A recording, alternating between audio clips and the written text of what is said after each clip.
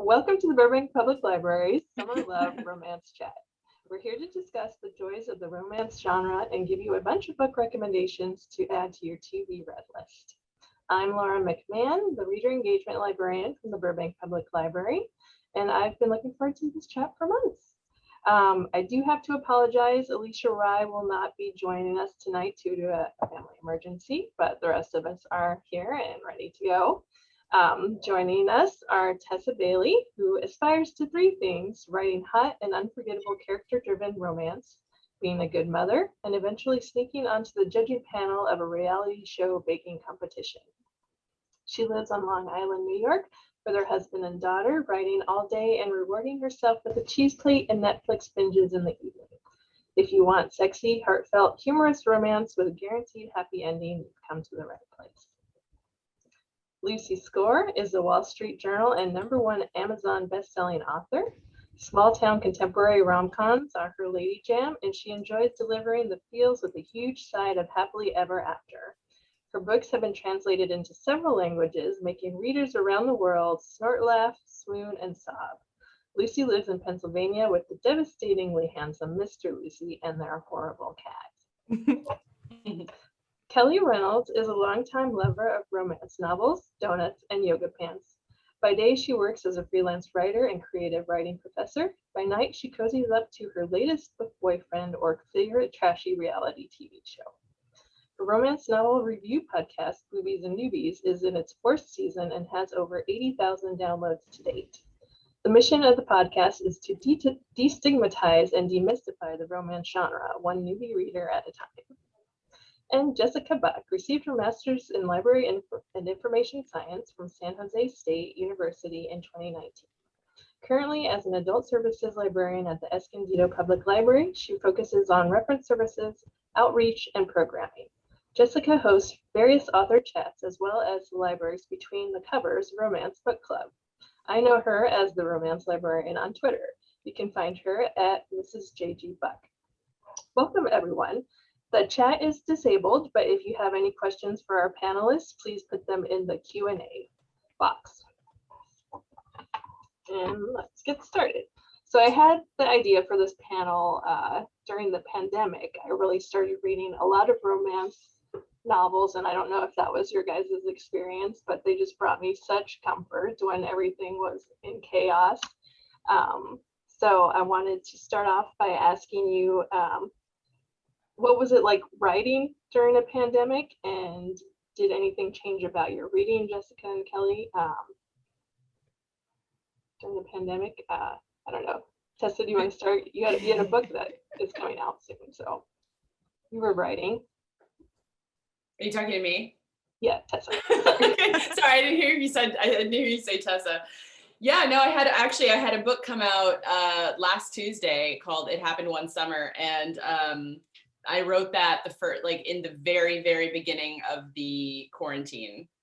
And it was a 100,000 word book, which is the longest book I've ever written. And I wrote it in 5 weeks because I was so, I guess uncertain, like everybody was so uncertain. Nobody knew what was really happening or how long it was going to last. And so that's how I escaped. I came into my office, I closed the door and I wrote and just kind of fell in love with this world that I was writing, and it just became like my kind of escape from the news. So in a weird way, I actually wrote better during the pandemic than I normally do. I was just more focused because I had to avoid everything else to just stay sane. So that was my experience. Great. And Lucy, you have a book coming out, or did it come out already this month? Yeah, I just had a release, I think 2 weeks ago. Riley Thorne and the Corpse in the Closet. But I would like to drive to Long Island and smack Tessa because that was not my writing experience during the pandemic. Don't even put your martini down. Just I'm just gonna drive there like this. No, I think that's amazing. I love that Tessa was she was able to use that to focus more and concentrate more. Me, I was just I'm very sensitive and very empathetic.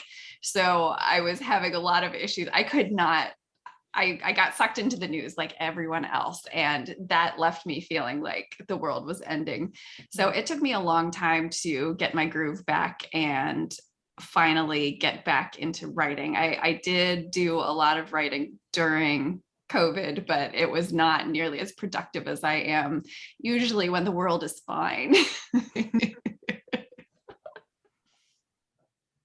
And Kelly and Jessica, what about you? Did anything in your reading change?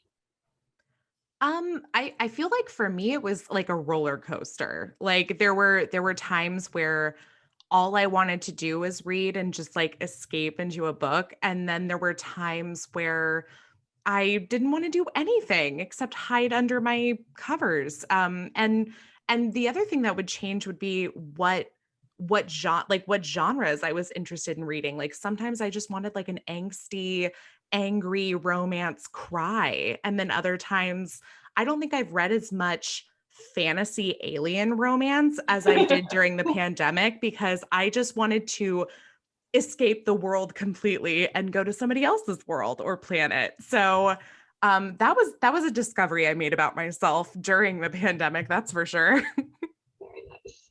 What was your Yeah, I favorite was the alien same, read? Kelly. Oh, good. Glad. I'm not the only one reading alien romance. Perfect. What about you, Jessica?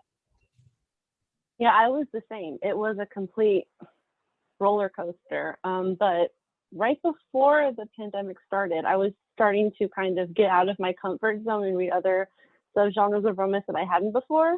And then as soon as everything happened, I was just like, okay, we're going back to historicals and we're going to stay there for a while until things are safe again.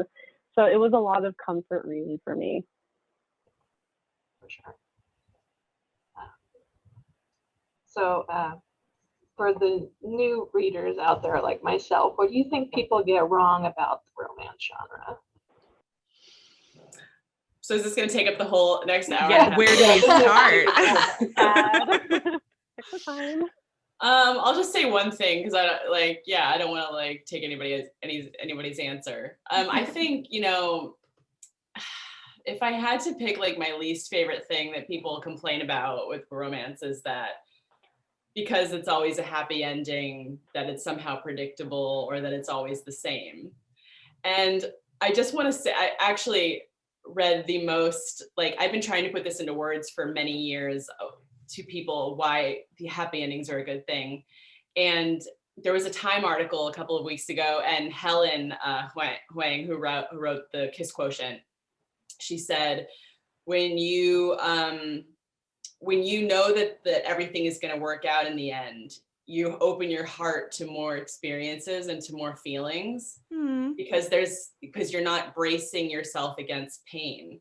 And I was like, that's it. That's exactly right. It's like I know. It was like the best, like, I don't know, breakdown of what I've been trying to like express for so long is that it's like you're letting yourself fly. And when you're reading romance and you're not worried about who's going to die, or like, because, frankly, like we all have difficult things happening in our lives. Like we're not these sheltered beings who can only handle romance or can only handle a happy ending. It's just that we're choosing not to deal with that in our entertainment. Right. So I think that's the one thing that probably annoys me the most that I would say people get wrong. Yeah. I think something, and I talk about this on the podcast all the time, is that it seems like the idea or like image that people have of romance is a very outdated idea of what romance is today, because it's a genre that's always evolving and changing, and new stories are being written, new characters, new ideas of what love is and what it looks like on the page. They're always changing, just as they're changing in the lives we lead outside of the books. And so for people to have this one specific image of like somebody's bodice being ripped off and it's a pirate historical romance and that's it, is a pretty, jaded idea of what romance is, because it's so much more than that. We rip our own bodices off now. Hell yeah, we do. But I wouldn't complain if a pirate did it also. I know. Oh no. If you want the pirates ripping off of the bodices, you can have that, but you can also have, you know, scientists. You can also have motorcycle clubs. You can have whatever you want. Yeah. Right. Exactly. Romance is for everyone because there's something for everyone. Absolutely. So last summer at the library, we saw the Bridgerton effect with a renewed interest in romance of all types, not just historical. I was wondering if you noticed the authors, if you noticed a bump in your readership because of that. I definitely saw an everyone is trapped in their house and reading now effect. I think Bridgerton really opened up a lot of readers to start considering historical who otherwise wouldn't have. But I think in general, the entire pandemic was, everybody was so burnt out on how terrible real life was. They realized that, hey, there's this entire genre dedicated to reminding you that everything's going to work out and you're going to live happily ever after. And I loved that. I thought that was a really cool thing, because me as a writer sitting in my house in my pajamas making up stories, I felt very helpless during it. They're literally like, just wear a mask and wash your hands and stay home is out. And I was like, but seriously, I want to be a hero here. I want to do something good. They're like, no, stay home. Just stay home, wash your hands, wear a mask. And I just felt so helpless, because so many of my readers work in the medical field, or they're essential workers, or they're teachers, or they were parents homeschooling kids for the first time. And I couldn't tell you how many messages that I got, and I'm sure it's the same for Tessa, that there were so many readers out there who were like, thank you for getting me through this. Thank you for providing the entertainment that allowed me to escape. So even though I felt like I wasn't being very heroic and participating in the rescue of the world, readers still reached out to let me know that I wasn't just wasting my time. So that was my pandemic effect, I think. Yeah, no, absolutely. I think I was grateful to other romance authors for putting books out that I could be distracted by. So I know that readers, you know, I'm a reader myself. So I'm sure we all are. As far as the Bridgerton effect, yeah, it was so cool to see like girls in their early 20s going and back and reading the Bridgerton series, which I read, you know, like, I don't know, I think I was in middle school and maybe through high school. These were like my I would like sit and wait. I would refresh Julia Quinn's like website and like the Amazon, just like waiting for the new one to come out. I loved that series. So cool to see. It's cool to see young people on the TikTok. But like seriously, like it's so cool to watch people like my daughter who she's 9 years old. She's like discovering Fleetwood Mac on TikTok. And anyways, that's a different story. But, yeah, it was just really cool to see that happen. And I mean, there's been an effect every few years. Like there was the Twilight effect that brought a bunch of readers to romance, and there was the 50 Shades effect, and now it's Bridgerton, and it's like, it's so cool because you don't know what the next thing is going to be. And it could be anything contemporary. It could be historical. It can be paranormal. It's like, it's just romance though. It's really romance that brings people in. It's the hopefulness of it. Jessica, I was going to ask if the Bridgerton effect, did a lot of people join your romance book club because of that? I think it was a combination of that and the pandemic, because I started the romance book club in January of 2020. So at the meetings, we were talking about the fact that Bridgerton was going to be something we could actually watch. And then as soon as everything shut down, my book club just grew because everyone was stuck at home, not able to speak to anyone.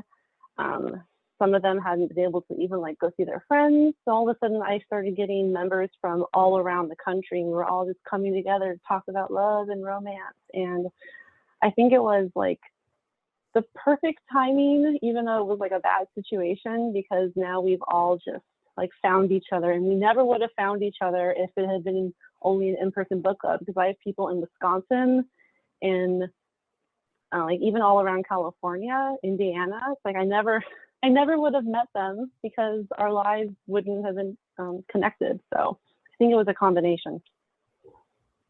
Oh, cool. Follow-up to that, is there a series that you guys are particularly in love with that you would love to see turned into a series? Oh my gosh. Again, Yeah, where do we Tarzan. start? Like, Oh, somebody else go first. I mean, I will say, and I would have said this even if Lucy wasn't here, I promise. Thank you, Kelly.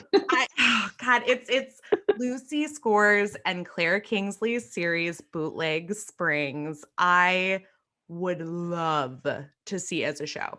That is really good. That's I'm Yep. I'm biased, but that was a pretty good answer, Kelly. That was good. I'm here all night. Small town. It's got 6 steamy couples. It's got a mystery that runs through all 6 books. I mean, Ooh, I love that. They're all hilarious. Mhm. It's good. It's real good. Netflix, if you're out there. I know. Somewhere listening, please.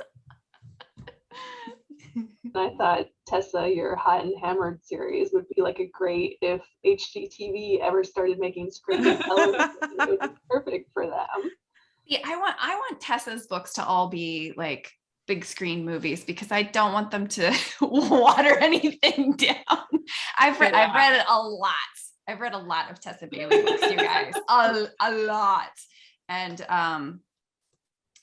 you definitely should be reading them. And I always think that. I'm like, I just want it to be on HBO or something. Yeah, If there was Fade to Black, I think a part of my soul might die. Like, I don't know. Yeah, I mean, I would love to see Lucy. I would love to see, especially Rock Bottom Girl, because I think that was my first Lucy Score book, and so it's probably the closest to my heart. And it's like I can see that, like I can just see every scene in that book, and like it has the whole. You can kind of be like a Ted Lasso, like almost like a Ted Lasso. Oh God! Don't get me started on Ted Lasso. I love it so much. We do. Oh my gosh, we have to talk after this. Oh, it's so good. It's like you don't know what it was when it started, and then all of a sudden it's like, why is this the best thing that ever happened? It's so wholesome. It totally is. I'm so here for this. But yeah, the Rock Bottom Girl, I was so excited that you loved it, because that was a story that when I was writing, and Tessa, does this happen to you? Every once in a while there's a book that comes along, and when I'm writing it, it plays like a movie in my head. There's always a scene or two in every book that plays that way, but that book was like beginning to end. I was like watching it somewhere and just like writing. Oh, like the wild house party and like them waking up and like that is so funny. The hero wakes up in the heroine's dad's bike shorts. So yeah. I met you like the week after I read it, and so I saw you at a book signing, and I acted like a total idiot because I was like fangirling. I was like, oh, you just like walked up to my table, and I was like, who? And the girl was like, this is Lucy Score, and I was like, what's who? I was like freaking out. I by the way, I wasn't even there to sign books. I was just there to meet some of my author friends. And on the outside, Tessa, you were super cool, and your dress was awesome. So like, okay. I was like, I met Tessa. She's really cool. She liked my This book. sounds like a meet cute moment for the two of you. I'm gonna go ahead and bag and amend that memory to making me look cool. Yeah, I thought you were totally cool. I had never been like at a regular signing before, so I was like looking around, just taking it all in, and yeah. That was a wild one to start with. Yeah. Jessica, any series you want to turn into a TV show? So I started to make a list. Basically all of them, but I don't know why. It's just I really would love to see anything by Beverly Jenkins. Like, please just make it a series so that I can just put it on and have it be my background of my life for months. Funny stuff. But basically Yeah. all of them. Like, let's just make all the romance. Okay. I'm on board. I'm on board. with Agreed. this. Yeah. 100% agree. Didn't Done. Done. Turn one of her books into a movie though? Did she? Yeah. Yeah, she did. Yeah, I think she has some kind of film deal, I think. So that's Mhm. exciting. Cool. Yeah, but I want to. Laura, do you have a series that you'd like to see turned into a Netflix or anything? Like I was saying, I like the Hot and Hammered series. Yeah. It's just something about, fixing up houses and falling in love. Yeah. Oh, That's okay. it for me. I'm on board. Sign me up. It's the only thing missing from HGTV is more like steaminess. Like I love More seeing them with romance. like the shiplap, but then I'm like, okay, now roll around on a pile of wood. Like, come on, like I need something to spice this up a little bit. I just want to be Yeah, involved there's in multiple casting.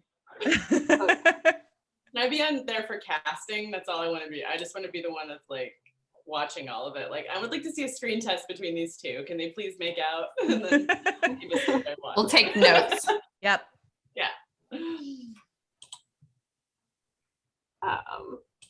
Okay, so what trends are you noticing in romance these days, or where would you like to push it? It's, I mean, obviously, like I feel like there's different markets right now. Like the self-publishing market is its own thing. And then I think like on the other end of it, you have this trade paperback, rom-com, illustrated cover market. That's its own other, like a different thing. And I don't know, I feel like there used to be like, okay, this is the trend right now. It's vampires. This is the trend right now. It's, new adult people in college. And now it's like there's 50 trends happening all at the same time because there's just so much room for it. Like there's so many readers and there's so many different like pockets of readers that like their certain thing that it's like, I don't know that there even needs to be one trend anymore. You guys agree?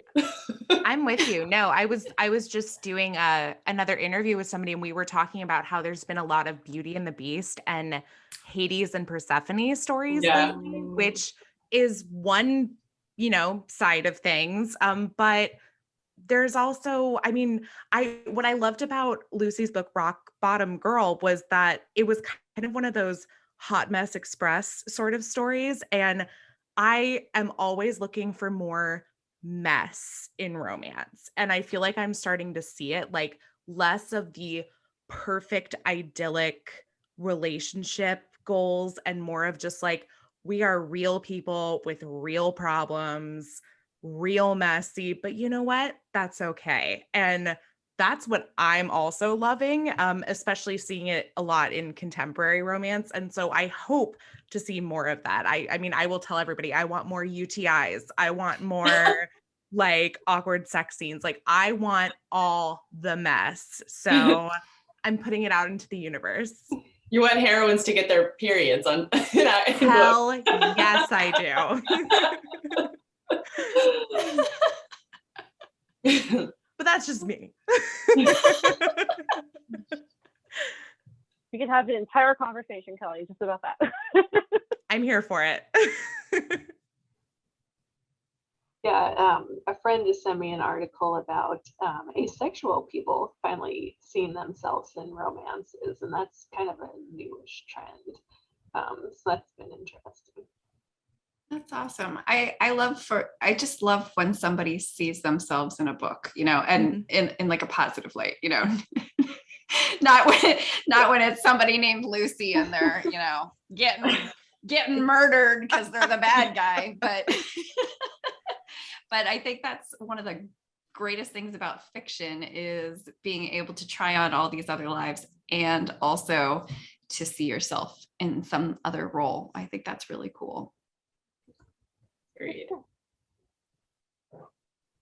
Okay, so let's talk tropes. I think this is where the romance genre gets some of its criticism from the reliance on tropes, but they work for a reason, right? What's a romance trope that will always get you to pick up a book? And could you give an example of a book that uses that trope? I'll go, guys. I'll go. I will never not read the grumpy one is soft for the sunshine one. That is my lady jam, and I cannot get enough of those stories. So that's what I like to write best too. But yeah, if somebody is like, well, the hero's really grumpy, I'm like, give it to me. Give it to me. I'll take it right now. Yeah. I'll also take a grumpy heroine too. Like, I'm here for that as well. Everybody can be grumpy as far as I'm concerned. I think, Tessa, do you find this grumpy heroines are a little bit harder to sell than the grumpy hero? I bet. Oh yeah, definitely. I mean, I feel like there's definitely a double standard, you know, like the heroines get judged way more harshly than the heroes. The heroes can make endless mistakes and clean it up in the last 1% of the book and everybody loves them. But the heroines, like, you know, have to be 100% of the way through the book, kind of like making good morally sound judgment calls. I mean, that's not for every reader. That doesn't go for every reader, obviously, but I do feel like they get held to a much different standard. Sometimes I think it's because we hold ourselves as women to much higher standards. It is. You know, 100%. I don't want to Totally say that is. it's like, well, women are out there judging. I really think that it's like we expect so much more of ourselves than we do of other Well, people. everybody expects it of us. So we've Yeah, been taught well, from a true. very young age, like we have to make it all look easy and we have to make it all happen and we have to, you know, we can't complain about it and we have to, you know, make it look good. And so it's probably just like so firmly ingrained in our brains to hold other women to that standard, unfortunately, but maybe it's changing with the hot mess expresses, you know, like Yes. Yeah. maybe they're No. coming through changing things, which I One- like. I support that. Changing things one dumpster fire at a One time. hot mess express every day, all day. Sorry, I totally Tropes. stole the We were train talking on about that. Yeah, tropes. yeah, talk about tropes, guys. Jessica, what's your trope?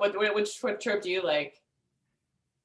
I absolutely love when there's the enemies to friends to lovers that's combined with either marriage of convenience or fake relationship, because it's just like, it's just everything comes together and it is absolute perfection. And oh my gosh, I just love it. That's cheating. That's like Just 3 thinking about tropes it. in Oh. one. Oh, but when it's like mushed together, yeah, you can't beat that. Good. I also said fake dating, fake relationships. That is my catnip. It is my go-to. I don't know what it is, but I've been in a very like getting into holiday romance lately. I know it's July. Don't hate, but I read this one for the podcast last year and I've been rereading it. It's called Gigolo All the Way by Jigland Welsh.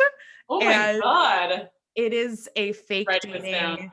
Yeah, fake dating holiday novella where a woman hires a male escort to be her like stand-in boyfriend for the holidays with her family. Yes, Oh my please. God. Yes, Everything. please. Everything I Love love that. in I one want that. sentence.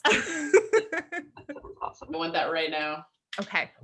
I don't know. I feel like okay, so lately I've been really I see because I'm writing like a pitch right now, and like sometimes I write like 4 or 5 before I decide like what the one I want to pitch is, and each one had like an unrequited love story, and I would never have liked that. I feel like maybe 10 years ago, but now I'm like, she's in love with him and he doesn't know it, and when he finds out, he's gonna be ripped apart and it's gonna be wonderful. And like, I don't know, like there's something about like someone pining for somebody for like a long time without it being sad, like without getting any satisfaction, or like or the person just has no idea that this person is in love with them this whole time, and then they find out that they've loved them all along, and then that moment, I feel like I would just read 4,000 pages of a book to get to that moment. So unrequited love right now.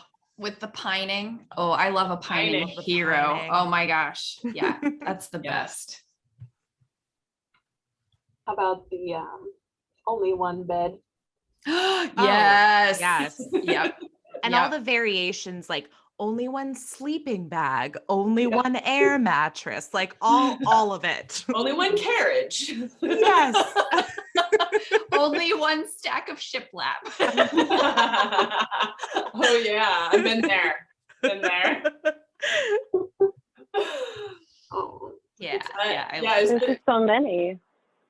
as far, well, yeah. As far as ones I don't like, though, I would say I don't like Secret Baby. Mm. So, yeah, that's mine too. I don't like Secret Baby because I've had a baby and it's not sexy. So, I mean, maybe that's an unpopular opinion, but I'm like, I just want like, I like to put it in the epilogue because I'm like, okay, now I don't like have to like really think about it, you know, like, Mhm. but you know, oh, just like the baby, like in the middle of the book, I'm like, well, now everything's ruined. Now no one's getting any sleep for like 11 months. Yeah, now everyone's tired, and then there's toys everywhere.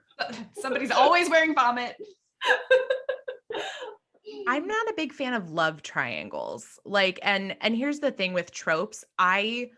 There is nothing that I won't I mean, like, if people say, like, what's the trope that you won't read? There isn't one. Like, because I've had my mind changed with certain books. Like, I've read a great Secret Baby or two. It's also not my favorite trope, but the same for love triangles. Like, it's my go-to no, but I've read a few where I'm like, oh man, this really like ripped my heart out in a great way. So that would be the one that would be my initial no, though, would be love Gotcha. triangles. I think I'm similar to Kelly in that I will read anything as long as it's well done. I love having my mind changed. I love going into a Yes. book thinking this isn't really my jam, but oh my gosh. But Yes. I do not love storylines or tropes where the hero and heroine can't be the most important thing to each other. Like it's just a super PP like personal preference thing. Like I don't like a motorcycle club story where the club has to come first and I'll see you sometime. I'll see you next Wednesday. And I don't like a single parent one where they're like, my child is the most important thing in the entire universe, and I will allow you to pick up groceries for me, but that's it because I am raising Jimmy Jr. until he is 40.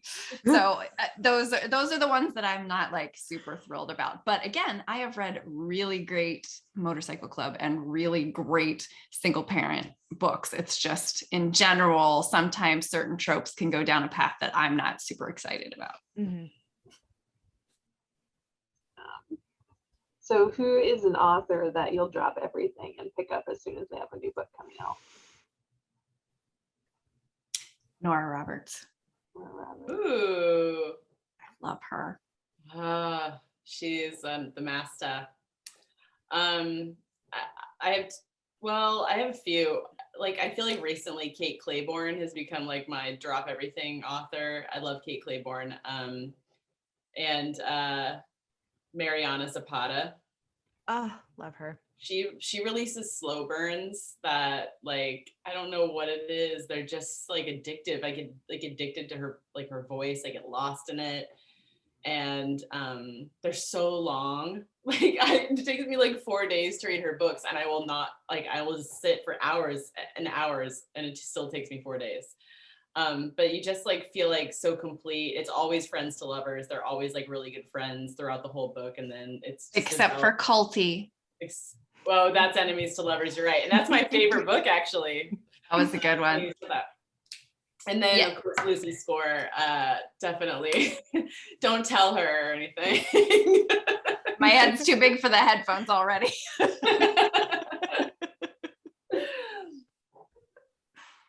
Great. What about you, Kelly?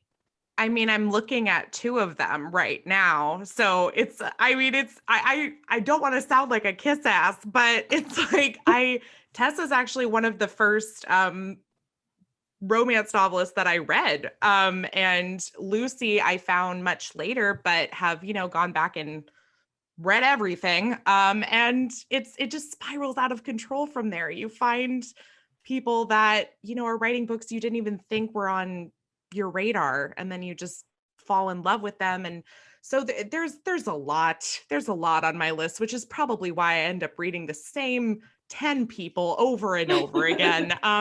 But Talia Hibbert's another one. I love her books, and she writes everything. Alyssa Cole's the same way.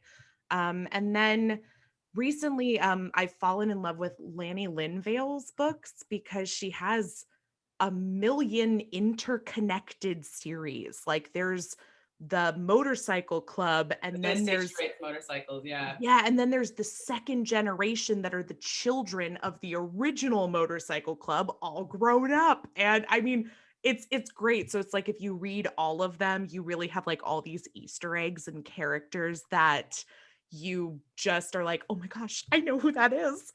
So I think that's so smart too, to like bring in new readers with like a new generation of characters too. So yeah, I mean, my list is never ending. So yeah. What about you, Jessica? I also have a huge list, but lately, Olivia Dade and Talia Hibbert, I don't know what it was, because I started reading romance when I was like 12, and it was all historical all the time. But lately, like the contemporary, it's just, I don't know what happened, but a door was opened and I discovered it. And now I can't stop reading. And I just love spoiler alert, Olivia Dade so much that I will probably always have it on my nightstand, and it will probably always be nearby to me if I ever need it, because it's just so wonderful. And I hope that we start seeing more positive and varied body representation in romance, because I just love it, and I think we need more of it, and it's fantastic. Amen. I can talk about this forever.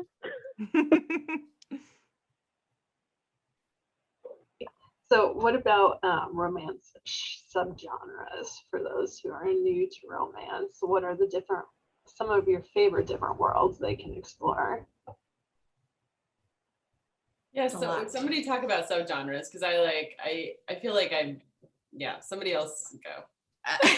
Well, I feel like there were some really clearly defined subgenres, and then Amazon came along with their like other genres, and then we romance novelists were like, hang on, let me tell you what a subgenre is.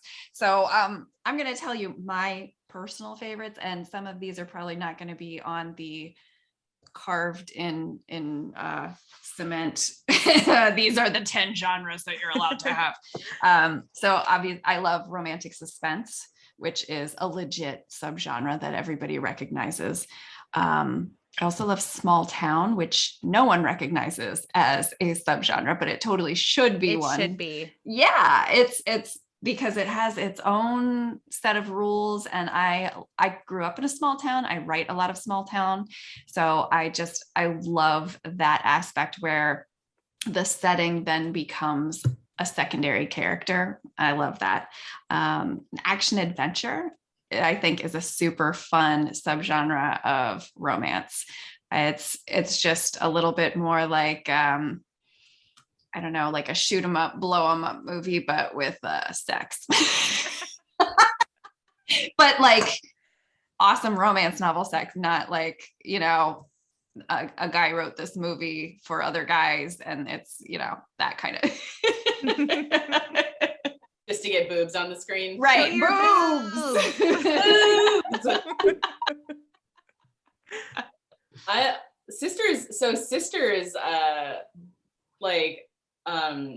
Sisters, not sisters romance. I want to say it's like there's like a sisters category underneath romance on Amazon, and I like one of my books got put into it. Not this most recent one, but like maybe 3 or 4 books ago. And I was like, yes, I love anything that's like female relationships that are secondary to the romance, like especially when they're sisters. I think my very first romance novel had like a really strong sister relationship protecting what's his. And I've always whenever I'm plotting a series, I have to like stop myself from writing it around a group of sisters every single time. I don't know if that's because I didn't have a sister, and so like I've always wanted one, or if it's like something about just like having the heroine always having that safety net of someone who loves them unconditionally 100% all the time and has their just best interest in mind. And like I just love sisters in a romance novel. So I love that book, by the way. That was my first book of yours that I read, Tessa. That was that was a great book. Thanks. Yeah. I still think about it all the time. I still think about those characters like on a daily basis, because they're like, they're your first. You never forget your first. Mm-hmm, mm-hmm. Did they have the Dolly Parton? Yes, they did. Yeah. Yeah. That's right. Loved it. Yeah. I think that's what got me the book. I think that's what got me signed, actually. I probably owe it to Dolly, because it was so weird. They were like, we should probably get this girl on the payroll. Also, Dolly the Parton. heroine was so cool, and like she would Yeah. like do her collages, and I was like, oh, I want to be her. That's so cool. Yeah, that was a good book. Good job, Tessa. Thank you. Decoupage. Yeah. Yeah. Yes. Oh, love it. More HGTV. Write it there. There you go. Right? I can't get away from A that. little DIY. Yeah. I mean, I love kind of piggybacking off what Tessa said with the sisters. Like, I love, and I don't know if it's a recognized subgenre, but I love like family in romance. Like, I love just as much like the family relationships in romance, or even like found family relationships as I do the romantic relationships. So sometimes those even like outshine the romance to me, as if I fall in love so much with this set of characters and like the family they create, like that's what will get me to go read the other books in the series. Is I want to know if they get their happy endings too. So I love seeing family in romance. And then the other one I absolutely love is sports romance. And it doesn't matter what sport it is, honestly, because I know nothing about hockey, and I will read 8 hockey romances in a row. And you were talking earlier about alien romances. Yeah, why not? I mean, it's, like Jessica said earlier, there's something for everyone. If you like reading sci-fi novels, guess what? We've got it in romance. If you like mystery and suspense, we've got that too. Like, I mean, there's literally everything within this one genre. Jessica, And like the combinations are endless. Yes. Mhm. Yeah. Like you can have the mystery and the aliens and Vikings and Yeah. romance. I mean, like you can have Time anything that you travel want. over to Scotland, why not? Enemies to lovers, forced marriage. Yeah. It's got it all. This is a little tiny side tangent, but I've noticed one of the trends is more and more men are reading romance. And I think a lot of that had to do with the pandemic. A lot of men were finally like asking their wives, okay, what are you reading? Or actually a lot of my readers had bets with their husbands, the husbands lost, they had to read blah, blah, blah. But anyway, I think romantic suspense started to pull a lot of men into the genre in general, and they've been migrating into like straight up rom-coms, which I think is so cool to see. I just think it's really exciting to see so many new to romance readers discovering the whole genre. It's really fun.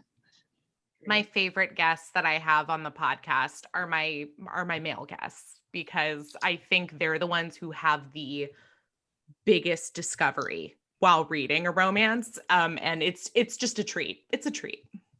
What are they like, what's the biggest surprise that they have? Like, most of them come in thinking it is just going to be banging start to finish. all the wall banging. Yes. And I think they're always taken back and pleasantly impressed by the storytelling, the craft, that they just aren't expecting, and they should be. Shame on them. But they're just, and most of them have asked me for other recommendations or gone on to read. In fact, I'm talking to a former guest right now who said, okay, I'm ready to come back. When are we reading our next romance together? So I love that they get so invested in the stories and the characters as much as I do, like even more so than the sexy bits. That's awesome. Yeah, that's the coolest. Yeah. I've had a few guys join the romance book club. It's usually only for one meeting, but I think I have like an official, like he's gonna stay, because we had just read Beverly Jenkins' Wild Rain, and he didn't get it to the actual meeting, but we have a Facebook group, and he was commenting about how much he loved like the history and like the relationship, and I was like, I just love that you're talking about this. So I'm hoping that I can like somehow get more of these guys to start reading these books, and we can talk about it. So, the history's any been a guys big out there? draw. Mm-hmm. Let's get these guys in touch with their feelings, you know, and make it okay. Like, let's stop. Yeah. Like, let's remove the stigma that men can't like have feelings. Like, I mean, it must be so refreshing for men who like are told to like tough it out all the time, to like read a point of view of a male character who's like totally insecure about a woman and like talking about it on the page. And like, it must be kind of cathartic, you know, to be like, oh, maybe I'm not weird. Maybe I'm not alone. Yeah. Well, and it is sexy to hear about a man reading a romance novel. Let me tell you, like I posted about it on Twitter, but a gentleman suitor of mine sent me a picture of the romance novel that I had recommended to him that he opened up and was reading, and would text me updates. And I was just like, oh my gosh, be still my heart. Like this. Can I be a bridesmaid? I know, right? I was like, if this is the start, this has to be the start of my romance novel, please. Okay, Kelly. So when my husband and I were first started going out, I told him how much I liked historical romance novels, and one in particular. He went and he bought it and he read it. Good man. Good man. And he's read a few since. Yay. So winner, chicken it's dinner. a good start. Yeah, that's great. I love hearing that. That's awesome. Okay, we have a couple questions from the audience. Kelly, what author do you suggest I start with for alien romance? I love that that's the question that I got. Anne Aguirre. I'm probably butchering names because I'm terrible with them, but she has a couple series of alien romances. And then I actually, you know what, I'm looking it up right now because I want to get it right. And it was so good and I really enjoyed it. The book I think is called The First Starfighter. Yeah, by Grace Goodwin. And I loved that book. I immediately downloaded the next book in the series. So I think that's a fun one to start with. It's basically the premise is people on Earth are playing a video game, but they don't know that this video game is really like a recruitment tool to recruit fighter pilots for an alien nation. So that's so great. I loved it. And it's got, you know, women who are gaming, and it really all the gamers are the women, and then the men are the ones that are drawing them into space combat, of course. So I really enjoyed it. It was so outside of what I normally read, and I would highly recommend. What was the name of that again? That was The First Starfighter by Grace Goodwin. Okay. What do you think of diversity in romance, and how do you see it being incorporated into today's market? I think we all think diversity in romance is really, really, really good. Yeah. It's so important, you know, like, and I think as a white author, like, you know, it's like I've been doing this for 8 years, and it's sort of like coming into an awareness of like other people, other authors and what their struggles are in this industry, and like trying to figure out what your role can be in helping. And I think it comes down to like representing your world as the world really is, like in your books. Like I'm definitely guilty of it, and I definitely need to do better. And I'm like, I think all of us can admit we need to do better. And representing the world as the colorful place that it is, and and then supporting authors of color, I think is really important. And it's really cool to see authors, on the New York Times bestseller list with, diverse characters on their covers and in their books. And it's like, it just feels like a really good thing and a positive thing. And it's just like, it just feels like a really great time to be a part of romance, because I think everybody kind of feels the same way, that this is it's an important thing.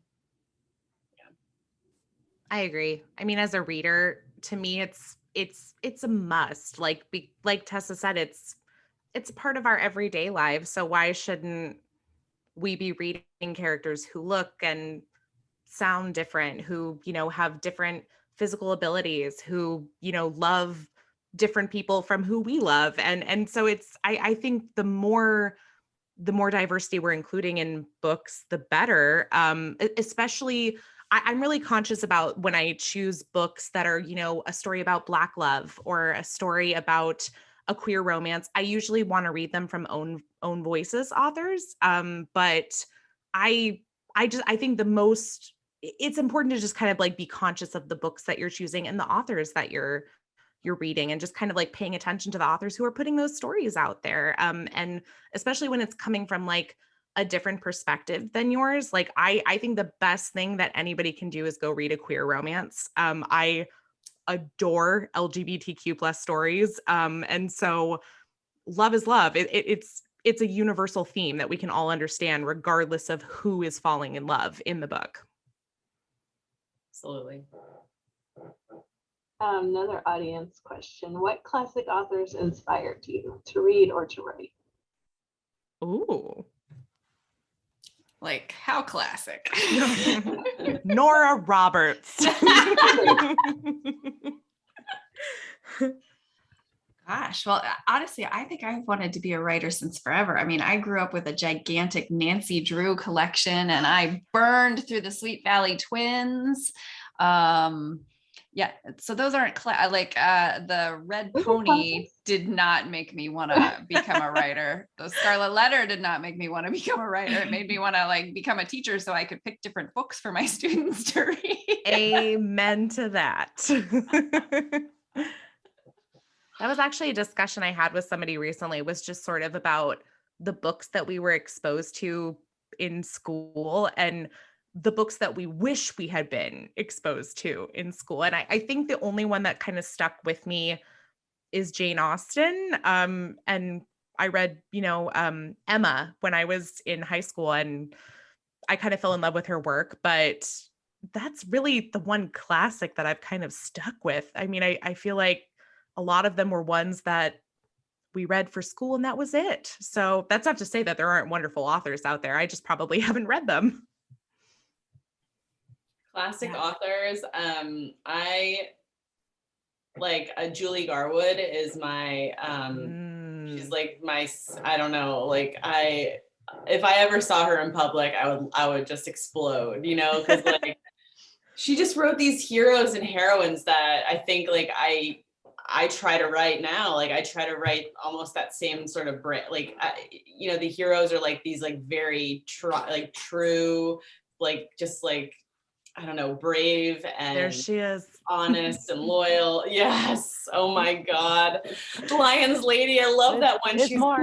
The Secret. I have The Secret on paperback too. I have the whole paperback collection on my bookshelf. I just don't have those old covers, and I need to start like putting those down. Yeah. But I love Julie Garwood, and I think I think I've always just tried to write heroes and heroines like she wrote, writes.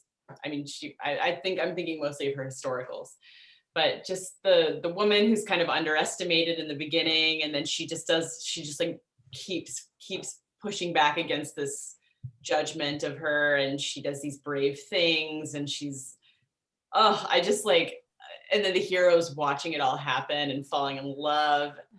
I just love Julie Garwood. She's probably my OG.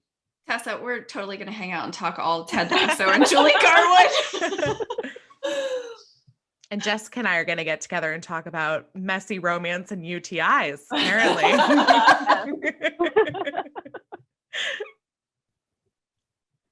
Okay.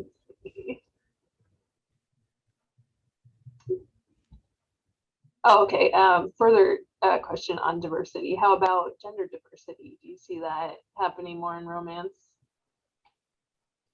I think romance. Okay, so romance is the biggest best-selling genre by far, which means there is also a lot of competition in it, which means we are constantly evolving. So I think the romance genre moves faster than a lot of other genres when it comes to reflecting the world around us. That's not saying that we don't have a really, really far way to go before we are accurately depicting the world around us. But I think that romance, there is a much bigger push in our genre to do a better job of representing everyone out there. And I think in our genre in particular, we're all like, yes, we're here for it. We can't wait to write it. We can't wait to read it. We can't wait to give you recommendations on it. I kind of feel like that's where it's going. We have a long way to go. We all do, especially like white authors, white readers. We've got a really long way to go, but we're going to go. We're going to do it.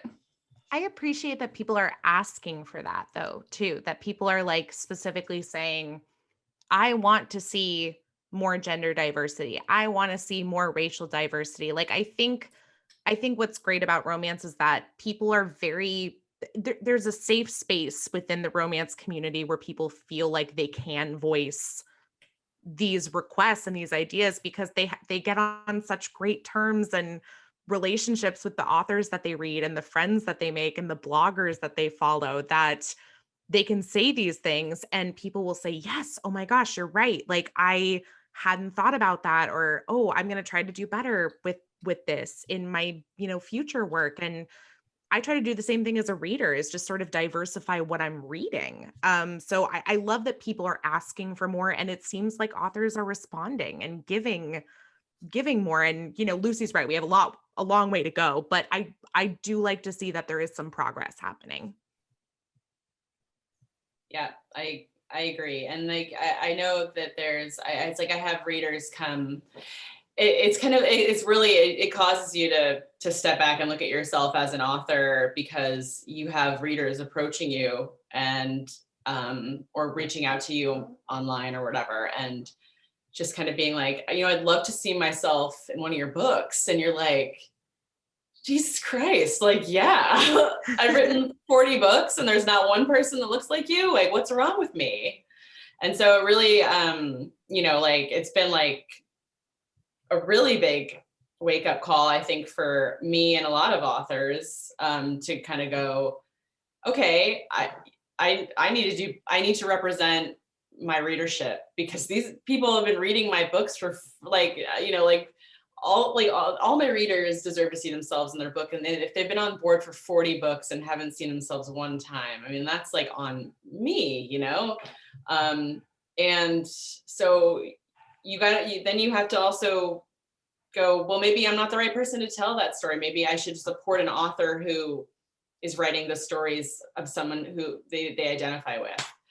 And so I think we're all kind of in a learning stage, and as long as we're really trying and genuinely making progress with ourselves, I think we just have to keep doing it until we get it right, and I don't think there's no stopping, because we just have to, we have to do better. We have to just keep pushing until everybody's comfortable in this place that we're so comfortable in romance, So. And I think that's the way that everyone can really help with that is to talk about all of these books that you think need more, more time, to share them, to try to promote them more, at least to my unique position as a librarian, where I'm helping like purchase books for our library, I'm helping choose books for our romance book club, I'm helping plan all of the author chats that we do. Like, I'm very conscious about who am I choosing to put in front of the community and who's going to feel like they're being represented, who's not going to feel like they're being represented. So I think it's just the readers who have people that they're talking with, authors that have followings, like help promote the people that need that, because not everyone has the same support from their publisher, especially if they're in like independently published. They need help with the marketing and to get their word out. So like, share about the books, review them, tell everyone about them.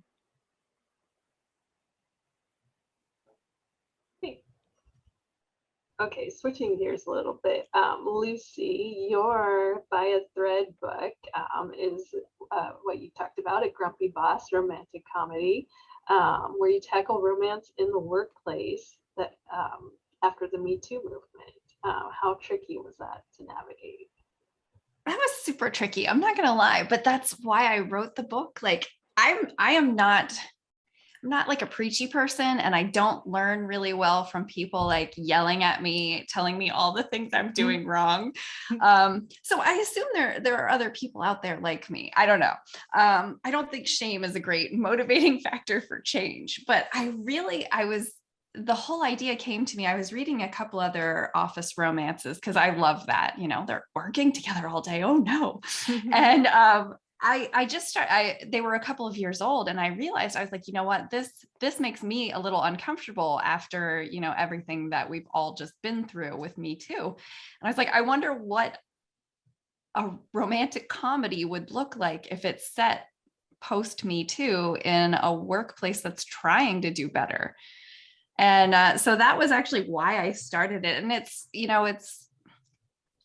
I like to include social issues in my books, but it's never the main point. It's never let me hit you over the head with the hammer on it. But I really just kind of wanted to explore, how can I tell this super steamy, over the top attraction in the post Me Too movement. And so it kind of just led to these natural conversations between women about consent and like reporting things. And it's conversations that we're all having now. It's not just like dirty old dudes who thought they were entitled to grab whatever. It's not just them like learning now. It's all of us. We're all learning new ways to interact and learning new ways to assert ourselves and be responsible for others if they can't assert themselves. So I just thought that if I could tie that up into a romantic comedy,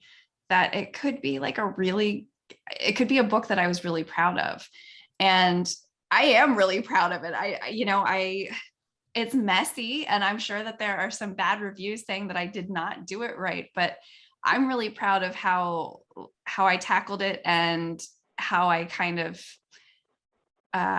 real worlded it. If that's that's totally a phrase that I did not just make that up. But I just really wanted to explore it and in an entertaining way to see how it would play out. And I was pretty proud of it. So, and readers seem to really like it for the most part. So I was really happy about that, because they really trusted me, because, who's going to be like, I could go for a romance novel about the Me Too movement, or being a caregiver to a senior citizen, it's definitely not a trope that I look for. But again, it's these pieces of the real world, the world around us that we see, that go into these books that make them a little more special, I think. Yeah, no, you handled it really well. Thank you. So Kelly, I discovered your podcast when I went to a live taping of another podcast, and I so much love the concept of boobies and newbies. I encourage everyone, if there's anything more than reading romances, I love listening to romance podcasts. I find them so soothing. So tell everyone what the concept of your podcast is.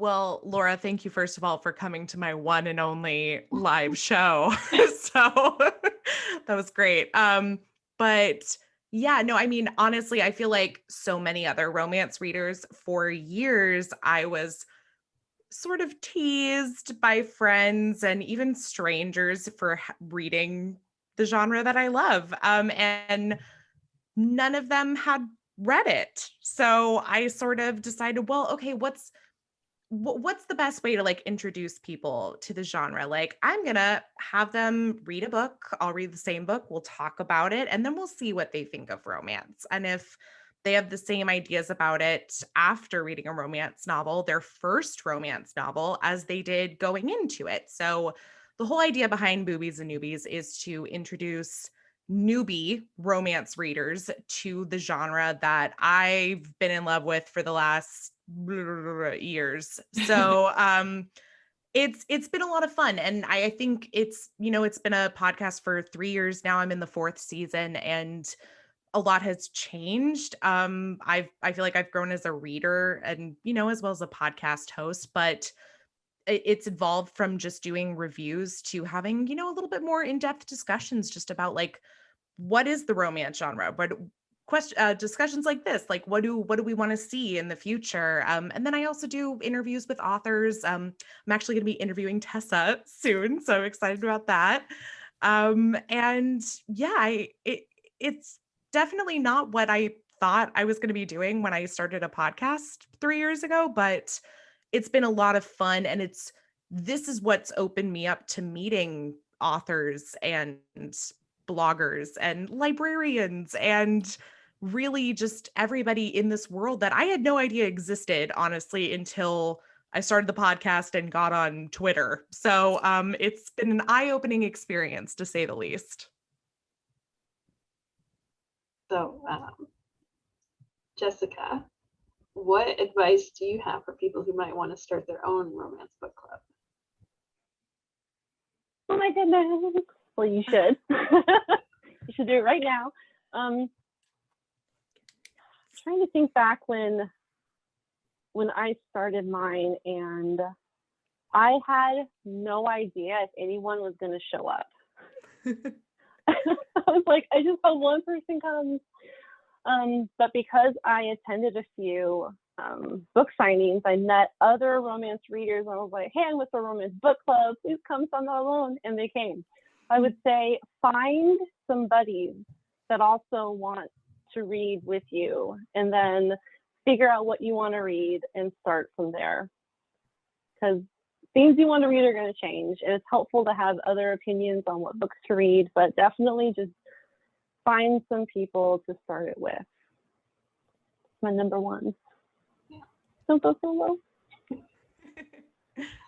I mean, even Kelly came to one. I did. And I do want to go to more. I just, things pop up on the calendar, but Jessica's book club is wonderful. And it's a fantastic group of people who are, have formed such a tight knit group and everything too. So I love that, especially during the pandemic, like these online book clubs and communities have just been such a life changer. I mean, I can't speak for anybody else, but I know for me, it's just been nice to put something on the calendar to like maybe change your shirt and like put on some makeup for.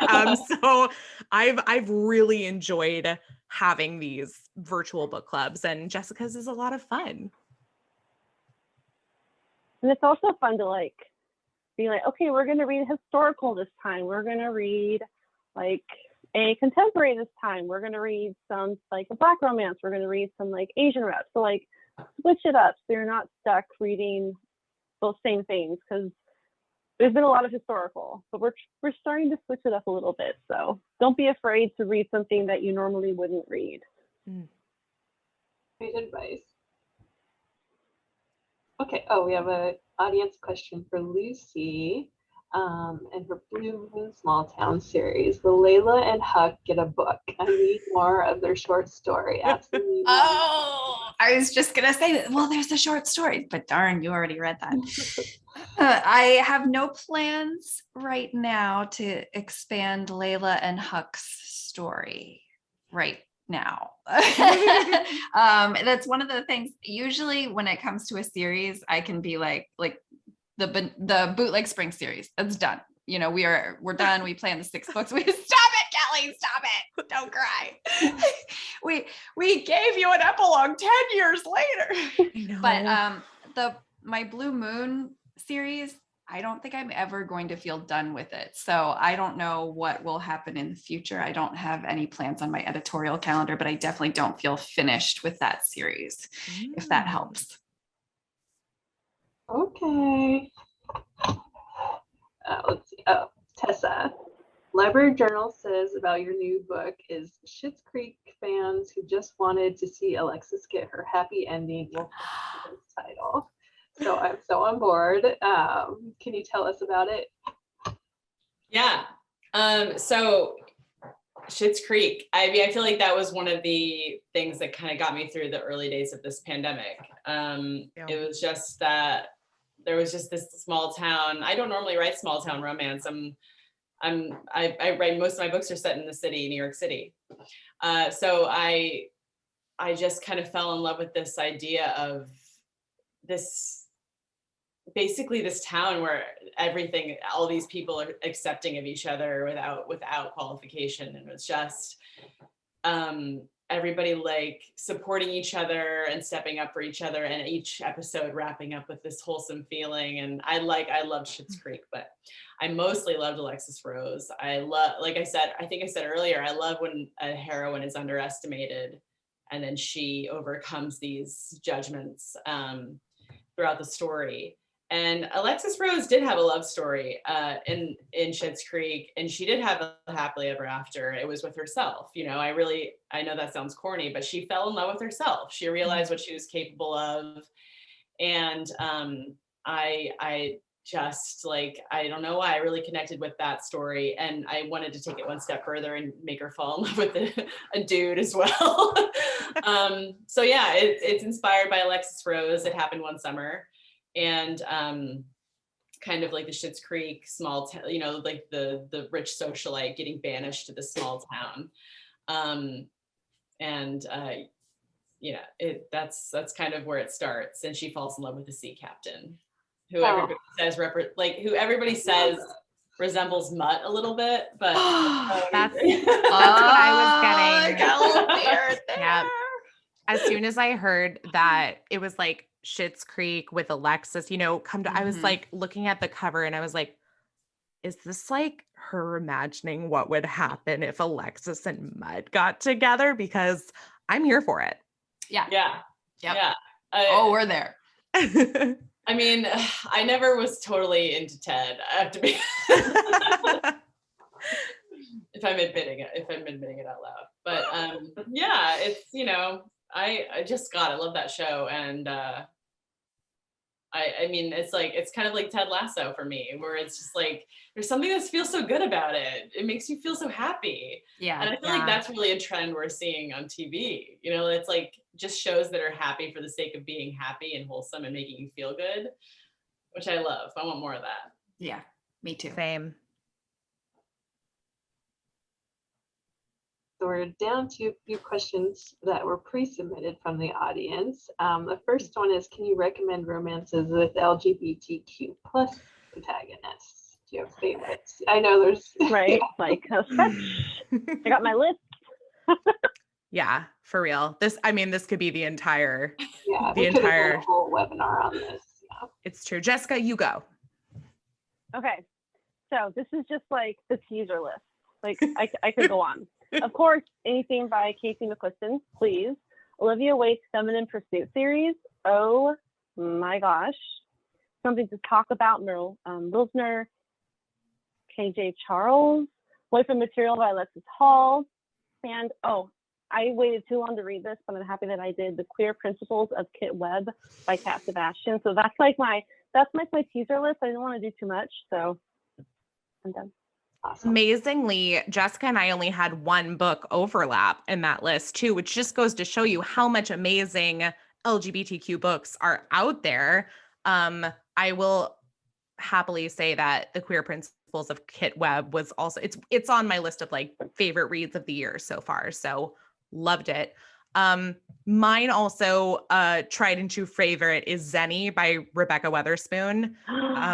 Yeah, two bisexual characters falling in love. I'm here for it. Fake Out by Eden Finley, and it's the start of a series that's all fake. I think it's called the Fake Boyfriend series. So it's a lot of fake dating with same-sex couples. And then just like anything Casey McQuiston, anything Erin McClellan is also pretty fabulous. Party Favors is one of my favorites of hers. It's a female-female romance, and it takes place during New Year's Eve at a rustic cabin in the woods. So I love it. But yeah, I could go on and on. Oh, Zenny. Oh my gosh. Just thinking about it. I know. Nice, thank you. Someone else wrote in saying, I go for kind of dweeby sensitive guys. Can you recommend any books featuring beta male heroes? Ooh, Lucy has one. Me. Lucy's ready. Okay, so Catherine Nolan wrote this book called Bohemian. Oh my god. Yes, So good. Okay, it's really good, you guys. So good. And the hero is shy and a little nerdy until he gets between the sheets. The book is amazing. It's set in an old bookstore in Big Sur, and there is poetry, and it's incredible amounts of steam. It's a fantastic book. And then if you want like a beta male between the sheets, the book that comes after that, Landslide, is Gabe is, what you're looking for. You took my answer. So you have to tell them though, like the first book, Bohemian, like the hero is a bookstore owner, like a kind of like a quiet, reserved, nerdy bookstore owner, and the heroine is a supermodel. It's so crazy. And she's there for a photo shoot, and like the best scene ever. I don't want to ruin anything, but like if I were writing a book about this, I would be like, well, obviously the nerdy bookstore owner has to be a stand-in at the photo shoot with her for reasons. And she does that. And oh my gosh. So good. Oh my gosh, you guys. Bohemian, Catherine Nolan. Bohemian is one of my favorites from the last few years. And like, oh my God, it's the magic of that book too. Like it's the setting also. That's just like, if we've been to Big Sur, it's like a world into itself. It's just dramatic water crashing against cliffs and forests and like just seclusion. It's beautiful. And it's this book about loving books written by a book lover for people who love books. Uh-huh. And it's a romance novel. So I mean, like, just go now. Go Bohemian, go get it. Oh my gosh, it's so good. Double endorsement. That was one of the books that when I read it, it made me sick because I wish I would have written it. It's a good one. Okay, we have a question for Tessa. I know it happened one summer, just came out, but I'm obsessed. So I was wondering if you could talk a little bit about the sequel too. I cannot wait to see Hannah's love story. The cover looks beautiful, by the way. Thank you. So yeah, It Happened One Summer is out now, and then the follow-up book is Hook, Line, and Sinker. That comes out in March. And if you read It Happened One Summer, you know who the love story is between. It's the sister of the heroine from the first book, who is kind of like she's a production company assistant. She works for a production company in Hollywood. And she kind of like is this kind of like scrappy little sister type. And then she just forms a friendship with like the town Casanova. So anyways, in Hook, Line, and Sinker, we pick up 6 months later, and these two have like formed a really like a long distance friendship that's really something special. And now she's going to come back to Westport for a reason. I think the blurb is live on Amazon, so I can just tell you, but her production company decides they're going to film a movie in Westport. So that's where the second book begins. And I love it. it's something about these two books that was just really a little bit extra magic went into them. And I think it might have been just the town of Westport itself and just that setting, you know, that seaside town. And I've been invited there now to Westport to sign books. So I might have to go and actually actually walk the streets instead of just staring it on Google Maps. But I'm really excited about that one. The whole first chapter is text messages between Fox and Hannah. So that's a lot of fun. I love that. I was going to say I don't know if that's a real subgenre, but I love reading text messages and emails between people. It's called like epistolary. Yeah. Epistolary romance. Yeah. That's a trend. That's become really popular in the last couple of years. Yeah, because that's how people communicate now. Yeah. we don't talk on the phone. Talk to people in real life. See each other face to face. We epistolary each other. Yeah, we epistolate. Oh, good conjugation. Yeah. Thank you. Like you're a writer or something. Writer. Oh, okay. Down to our last two questions, I think. Where do you go for romance reading recommendations? My readers. I mean, obviously they've got great taste. But in general, like Tessa's like, to pick that up. I was like, what? No, like people who are passionate about romance novels, you want to go there first. Like that's where you're going to get the really, really good stuff, especially if it's not like something that's super popular, that, you know, it's something that will be super popular. You can't go wrong asking a voracious romance reader. Sarah McLean. Sarah McLean and Sophie Jordan, they always do like these bananas book. They always talk about like bananas books and romance that have like crazy plots. And I will go for a crazy plot. You know, like I want prison planet romance and all kinds of things and they are always talking about those. Just like things that are just completely out of left field, or the plot is something that hasn't been done before. I'll always pick something like that up. I like a good bananas pick too. I mean, there's a reason I've like read alien romance. It started somewhere.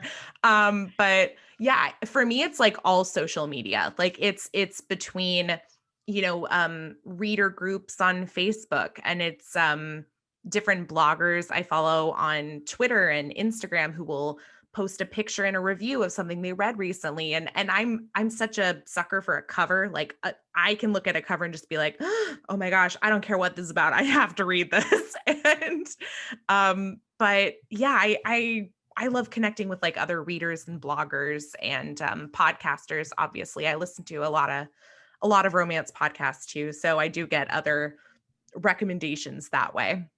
Yeah, I was going to recommend podcasts as well. Yeah. Yeah, my answer is like Kelly's exactly. Like I have it written down. Yeah, like even my people in my book club will share things that like I never would have even heard of it. And now I'm completely blanking. Katie Robert. I hope it's tied to the first name. She did The Wicked Villains. I hadn't even heard of that. And then one of my book club members told me, and I read the one with Jasmine and Jafar. It's like Disney, like the villains, and then they get with the heroine. And I was just like, this is incredible.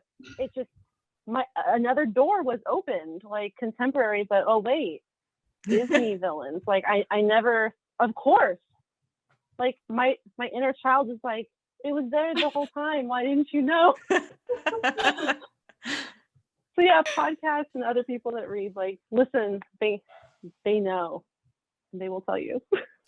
And ask your romance librarian. Yeah. They have great taste. Yes, they do. Okay, last question. What is coming out recently or in the future that you are excited to read?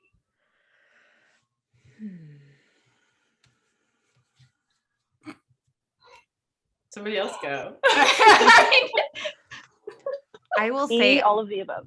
Yeah, I'm terrible with dates, because one of the things that I'm sure it's the same for authors and librarians is like if somebody's a blogger or a podcaster, you get a lot of books months in advance before their release. And so I can't keep straight something that I read in May that maybe doesn't actually come out until September. So I mean, I'm terrible about that. I will say I'm getting into the Halloween spirit. I feel like it's time to start diving into spooky, paranormal, witchy vibes for the next like Oh. month or so. And I think there's a few witch books coming out in October. Yeah. Oh my gosh. Okay, so I read a witch book. Okay. I read an advanced copy of it. It's The X Hex by Erin Sterling. Yes, I've got that saved. It's so good. Okay, so that's actually Rachel Hawkins writing as Erin Sterling, and it's like a coven, like not a coven, but like a family of witches that live in this like really little town, like mountainside town that's all, you know, spooky, and it has all this witchy history. And then she accidentally places a hex on her ex-boyfriend, and then they have to reverse it together. Oh my God. And it's a second chance romance. It's so good and so funny. Like I was laughing out loud reading it, and that I think that comes out in October. So The X Hex by Erin Sterling. So good. That's on my list of Halloweeny witchy reads to get into. So I'm excited that you loved it. Oh, another good one that's coming out is A Lot Like Adios by Alexis Daria. I read an advanced copy of that. And that's also second chance romance, but it's like so much hotter than I was expecting. Like it just really turned on in like chapter 2. And it's fantastic. It's two high school best friends who like had a really passionate kiss, and then he had to move away. And then they connected through their job. They connect through their jobs, and it goes from there. They have to. It's forced proximity, friends to lovers. It's fantastic. Nice. That sounds awesome.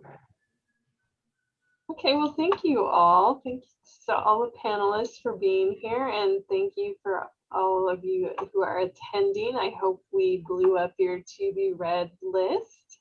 And yeah, any last words? Thank you so much for having us. This was Yes. so much fun. Thank you, so Laura. much. Thanks for organizing. Yeah, you're welcome. Good night, everybody. Bye. Bye. Bye, everybody. Bye.